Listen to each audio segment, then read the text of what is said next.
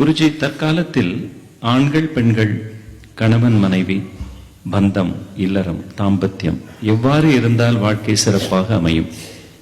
இதுல அனுபவம் இல்லாதவங்களை கேட்டா என்ன பிரயோஜனம்? இருந்தாலும் ஒரு ரகசியம் சொல்றேன். ஆண்களுக்கு ஒரு ரகசியம், பிறகு பெண்களுக்கு ஒரு ரகசியம் சொல்றேன். சரியா? ஆண்களுக்கு சொல்லக்கூடிய ரகசியம் எதுன்னா, பெண்களோட ஃபீலிங்ஸ் எமோஷன் மேல நீங்க காலை வைக்க கூடாது. அவங்க கோவிலுக்கு போகணும், குளத்துக்கு போகணும், ஏதோ கோவிலுக்கு போகணும், கடத்தருவுக்கு போகணும்னா போயிட்டு வாங்கன்னு சொல்லலாம். ஒரு பெண் அவன் தன் பிறந்த வீட்டை பத்தி, அவங்க தம்பியை பத்தியோ அண்ணாவை பத்தியோ அப்பாவை பத்தியோ குற்றம் குறை உங்ககிட்ட சொல்லலாம். ஆனா அவங்க பத்தி நீங்க சொன்ன ஆரம்பிச்சாலும் அவங்க கட்சி மாறிடுவாங்க. நீங்க அவங்க தாய் வீட்டு பத்தி ஏதான குறை சொல்ல ஆரம்பிச்சீங்கன்னா அந்த பெண் கட்சி மாறிவிடும். அவங்க சொல்லின்ற குறைய திருப்பி திருப்பி உங்க மேல வந்துடும். அதனால அவங்க அப்படியே தானே சொல்ல வந்தா சும்மா கேளுங்க, அவ்வளவுதான். ஒன்னும் நீ வாயே தரக்கூடாது.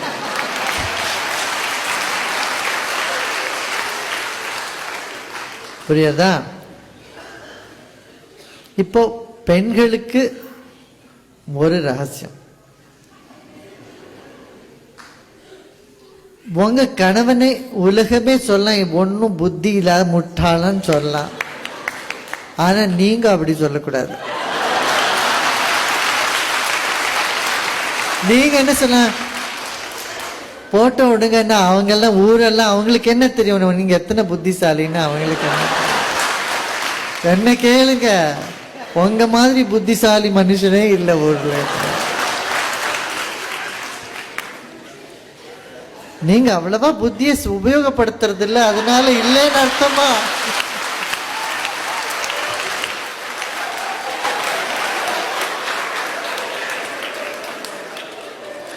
நம்ம பொருள் இருக்கலாம் உபயோகப்படுத்தாத இருந்து கேட்ச இல்லைன்னு அர்த்தமா? நம்ம நிறைய இருக்கு.